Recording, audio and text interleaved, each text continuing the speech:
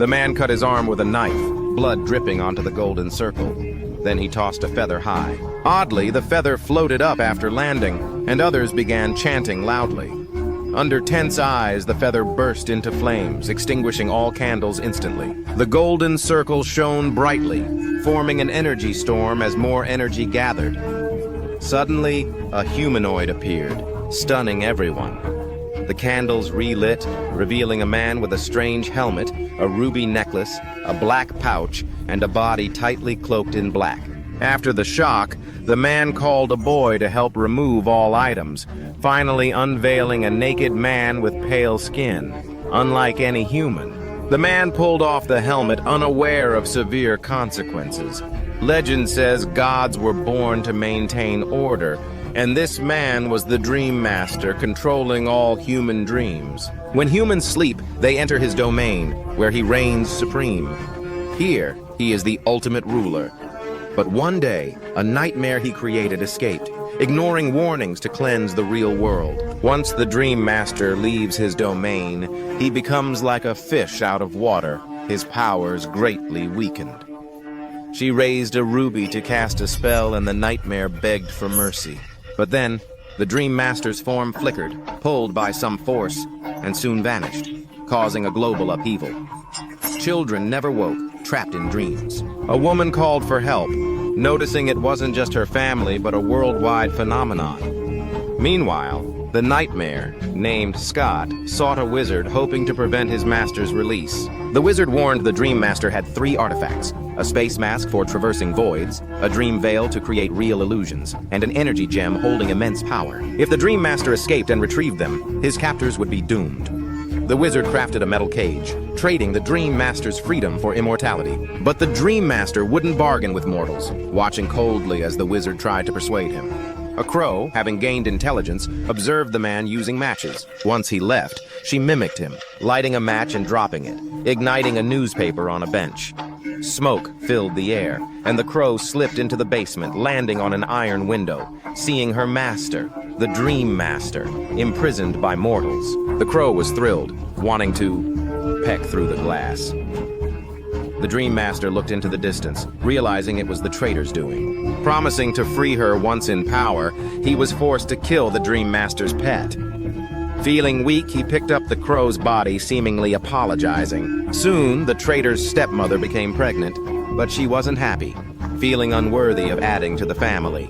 So he took the artifacts and money, leaving the old man to blame the Dream Master, smashing the glass with a cane. The traitor tried to stop him, but the old man, enraged, accidentally hit his head, dying before his 80th birthday. Now the traitor was the head of the family, and he faced the Dream Master, expecting him to keep his promise.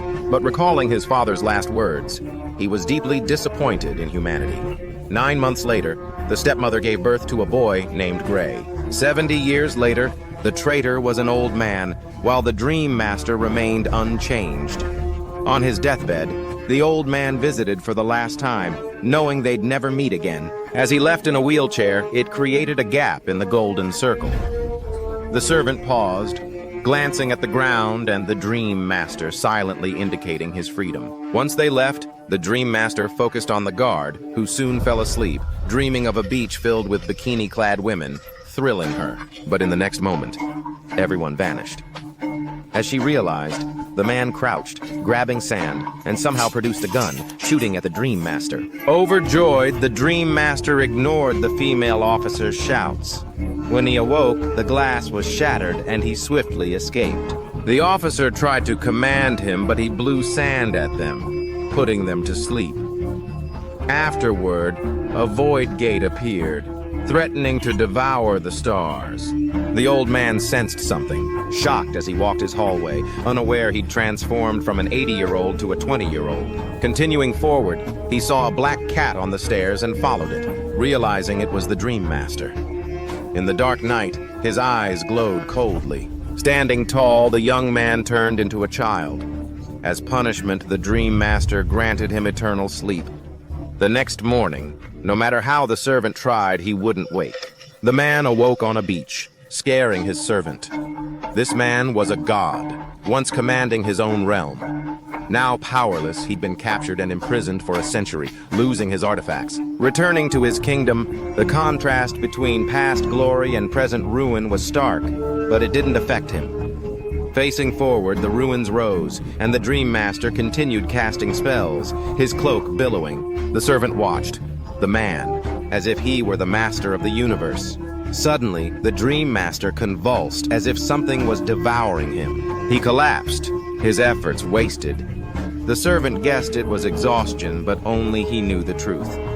With the artifacts stolen, his power was less than a fraction. To regain his peak, he needed the artifacts, but his magic couldn't locate them. Urgently, he needed energy. The servant reminded him of the former caretakers, willing to offer everything. But the Dream Master's true goal was his steed. Over time, the caretakers bonded with the Dream Dragon, reluctant but resigned. The Dream Dragon sensed it too, loyal to the Dream Master after millennia together. After their farewell, the Dream Master knelt, extending his hand. Soon, the Dream Dragon transformed into pure energy, entering the Dream Master. He felt sorrow, blaming greedy mortals. How could his kingdom fall to ruin? Enraged, he vowed to punish them. That night, he and his servant went to the Dream Lake to summon the three-faced goddess for help. Pouring his power into the lake, the reflection came alive. Reaching out, he was pulled into the water, entering a hidden world. According to records, to find the goddess, he needed to choose the right path at a crossroads. A giant hand uprooted a path, and he had to sacrifice himself, becoming a condemned man. As the crowd watched, the gate opened and he fell into an abyss, descending through shattered voids, finally diving down. In an instant, he returned to reality. Now he needed a dragon serpent egg. Using a launcher, he stored it in his cloak. With everything gathered, he began chanting ancient spells.